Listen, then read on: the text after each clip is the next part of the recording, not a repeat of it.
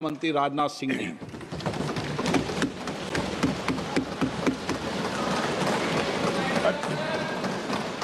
अध्यक्ष महोदय, सबसे पहले तो मैं आपके माध्यम से सदन के सभी दलों के मैंने जितने भी हमारे सम्मानित सदस्य हैं उनके प्रति आभार व्यक्त करना चाहता हूं कि ऑपरेशन सिंदूर की जो शानदार कामयाबी हासिल हुई है उस पर चर्चा करने के लिए आज सदन पूरी तरह से तैयार है। अध्यक्ष महोदय, सबसे पहले मैं इस सदन के माध्यम से मैं देश के उन वीर सपूतों को, उन बहादुर सैनिकों को नमन करता हूं जिन्होंने की राष्ट्र की सीमाओं की रक्षा के लिए जब भी आवश्यकता पड़ी है अपना बलिदान देने में वह पीछे नहीं रहे हैं। आज भी वह तैयार हैं और आज भी वह तत्पर हैं। साथ ही मैं उन सैनिकों की स्मृति को भी अध्यक्ष महोदय नमन करता हूं जिन्होंने की भारत की एकता और अखंडता सुनिश्चित करने के लिए अपना सर्वस्व बलिदान कर दिया। मैं पूरे देश की तरफ से सेनाओं के सभी जवानों के प्रति कृतज्ञता व्यक्त करता हूं। अध्यक्ष महोदय, आज मैं आपकी अनुमति से ऑपरेशन सिंदूर से जुड़े कुछ महत्वपूर्ण तथ्यों और विषयों को सदन के समक्ष रखने के लिए यहां खड़ा हूं। अध्यक्ष महोदय, 6 और 7 मई 2025 को भारतीय सेनाओं ने ऑपरेशन सिंदूर के नाम से एक ऐतिहासिक सैन्य कार्रवाई को अंजाम दिया।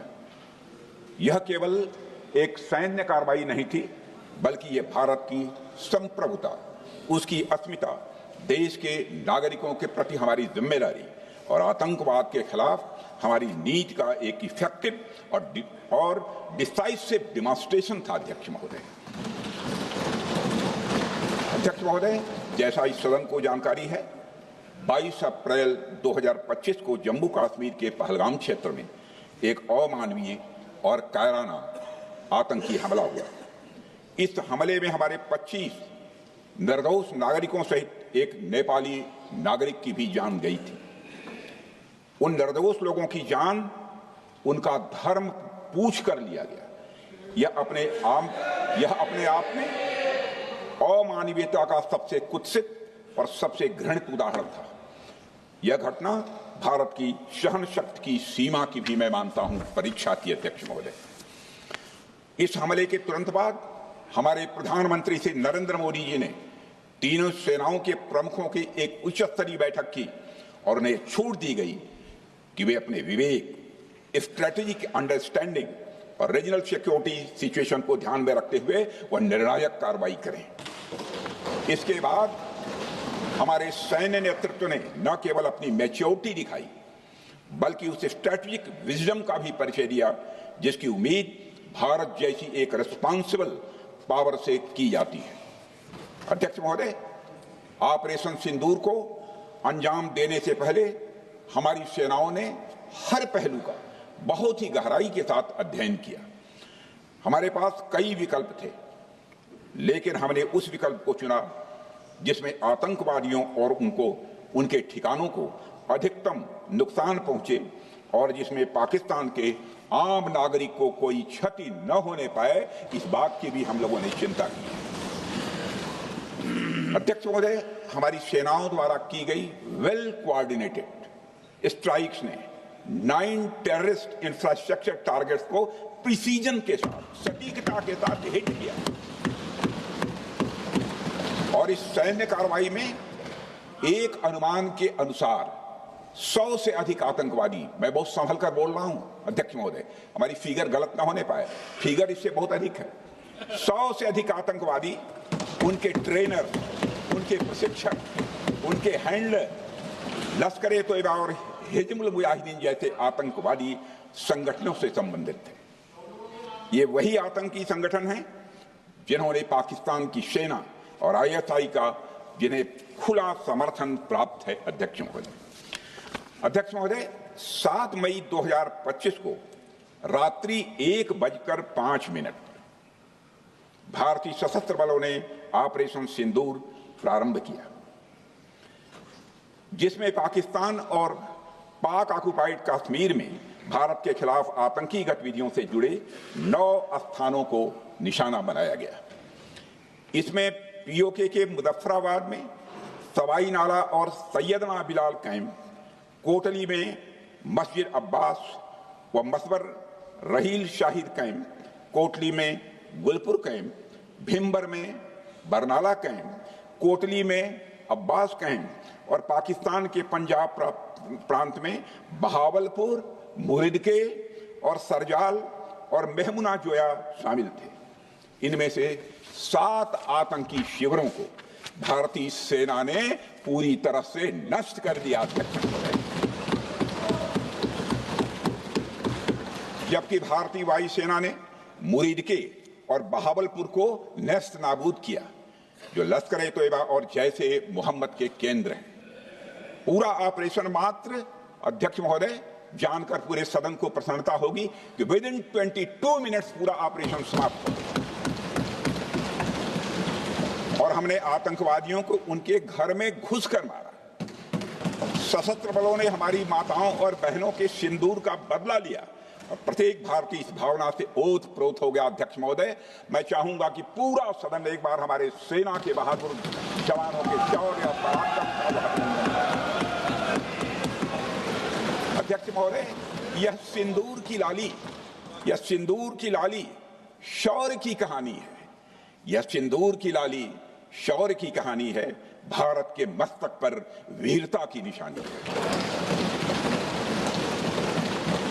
अध्यक्ष महोदय, सेनाओं ने अंधेरी रात होने के बावजूद हमले की सफलता के स्पष्ट एविडेंस भी जुटाए हैं, साक्ष्य है हमारे पास। अध्यक्ष महोदय, हमले के कुछ ही घंटों के भीतर एक प्रेस रिलीज और मीडिया ब्रीफिंग के माध्यम से इन्हें जनता की जानकारी के लिए जारी कर दिया गया था।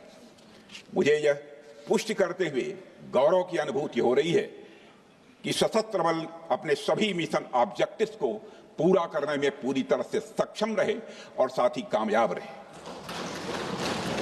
अध्यक्ष महोदय, 7 मई 2025 को हमले माने 1:35 के तुरंत बाद भारतीय डीजीएमओ ने हॉटलाइन संदेश के माध्यम से पाकिस्तान के डीजीएमओ यानी डायरेक्टर जनरल मिलिट्री ऑपरेशन से संपर्क किया और टेरर इंफ्रास्ट्रक्चर के खिलाफ हमारे हमले के रेशनल और मेथोडोलॉजी के बारे में पूरी जानकारी दी और यह तथ्य भी बताया ये हमले एस्केलेटरी नेचर वाले नहीं थे, माने इसको हम आगे नहीं बढ़ाना चाहते। जिन मोहि मारा तीन मोहि मारे। अध्यक्ष महोदय, जिस प्रकार प्रभु हनुमान ने लंका में अपनी रणनीति बनाई थी, उसी प्रकार हमने भी उन्हीं को निशाना बनाया जिन्होंने हमें नुकसान पहुंचाया था। हालांकि पाकिस्तान ने इस रेशनल को समझने से इनकार कर दिया और अगले कुछ दिनों तक सिविलियन और सैन्य ठिकानों पर गोलीबारी करके बड़े पैमाने पर सीज फायर वायलेशन करके स्थिति को एस्केलेट करने की उसने कोशिश की। अध्यक्ष महोदय, 7-8 मई 2025 की रात को क्लियरली आइडेंटिफाइड आतंकवाद संबंधी ठिकानों पर हमारे सफल ऑपरेशन के बाद, सफल हमले के बाद पाकिस्तान ने स्थिति को एस्केलेट कर दिया और अनमैन्ड एरियल सिस्टम और अन्य साधनों का उपयोग करके भारतीय वायुसेना के बेसेस, भारतीय वायुसेना के सेंसर्स और सेना के फॉर्मेशन हेडक्वार्टर्स से लेकर ब्रिगेडों तक पर भी उसने हमला कर दिया। हालांकि हमारी इंटीग्रेटेड एयर डिफेंस ग्रिड और काउंटर यूएस ग्रिड ने इन हमलों को सफलतापूर्वक विफल कर दिया। अध्यक्ष महोदय, यस 400 यमारसैन आकाश मिसाइल सिस्टम और एयर डिफेंस गन्स बहुत प्रभावी साबित हुई हैं। अध्यक्ष महोदय, इस एस्केलेशन पर हमारा जवाबी हमला स्विफ्ट, प्रोपोर्शनेट और नवातुला था। अध्यक्ष महोदय, जिसमें 8 मई 2025 को केवल चुनिंदा पाकिस्तानी एयर डिफेंस सिस्टम और सेंसर नेटवर्क को प्रिसीजन गाइडेड मिशन द्वारा म्यूनिशंस द्वारा जो है टारगेट किया गया। अध्यक्ष महोदय, हमारी कार्रवाई पूरी तरह से सेल्फ डिफेंस में थी, न तो वह प्रोवोकेटिव थी और न तो एक्सपेंशनिस्ट थी।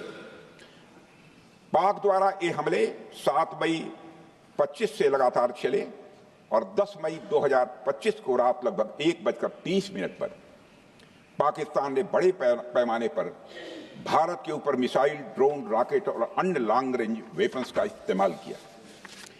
इसके साथ साथ उन्होंने इलेक्ट्रॉनिक वॉरफेयर से जुड़ी टेक्नोलॉजीज का भी सहारा लिया अध्यक्ष महोदय।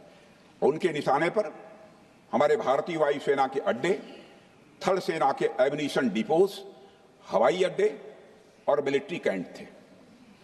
अध्यक्ष महोदय, यह कहते हुए मुझे गौरव की अनुभूति हो रही है कि हमारे air defence system, counter drone system और इलेक्ट्रॉनिक इक्विपमेंट्स ने पाकिस्तान के इस हमले को पूरी तरह से नाकाम कर दिया।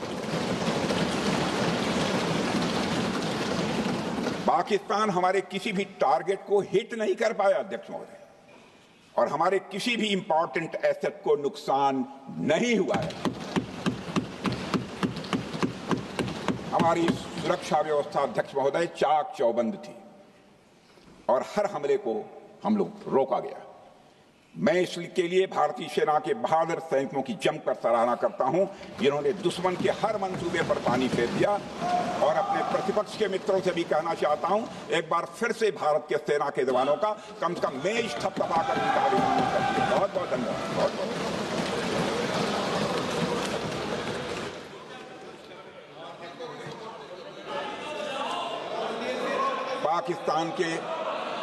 पाकिस्तान के इस हमले के जवाब में हमारी कार्रवाई साहसिक थी, ठोस थी और प्रभावी थी। भारतीय वायुसेना ने वेस्टर्न फ्रंट पर पाकिस्तान के हवाई अड्डों, command and control systems, military infrastructures और एयर डिफेंस सिस्टम को निशाना बनाया और इस मिशन को हमारी सेनाओं ने सफलतापूर्वक अंजाम देने में कामयाबी हासिल की।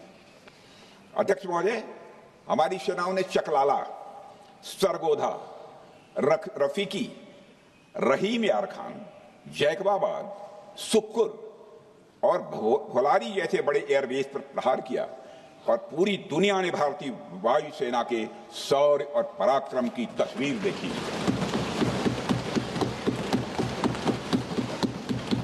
अध्यक्ष महोदय, ऑपरेशन सिंदूर ट्राई सर्विसेज कोऑर्डिनेशन का एक बेमिसाल उदाहरण था। जब भारतीय वायुसेना ने आसमान से हमले किए, हमारी थल सेना ने जमीन पर मोर्चा संभाल लिया।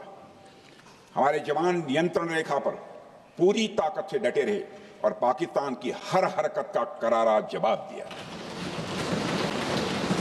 अध्यक्ष महोदय, भारतीय नौसेना ने भी, लोग पूछते हैं भारतीय नौसेना का क्या रोल था, भारतीय नौसेना ने भी उत्तरी अरब सागर में अपनी तैनाती मजबूत कर दी। भारतीय नौसैनिकों ने पाकिस्तान को यह साफ संदेश दिया कि हम समुद्र से लेकर जमीन तक पाकिस्तान के हर महत्वपूर्ण ठिकानों पर प्रहार करने में न केवल सक्षम हैं बल्कि हम तैयार हैं।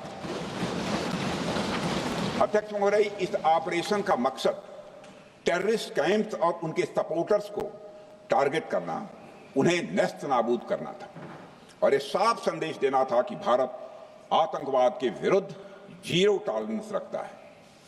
भारत ने कार्रवाई इसलिए रोकी क्योंकि कॉन्फ्लिक्ट के पहले और उसके दौरान जो भी पॉलिटिकल और मिलिट्री ऑब्जेक्टिव्स तय किए गए थे उसे हम पूरी तरह से हासिल कर चुके थे। इसलिए यह कहना, यह मानना कि यह ऑपरेशन किसी दबाव में रोका गया था, यह बेबुनियाद है और सरासर गलत है।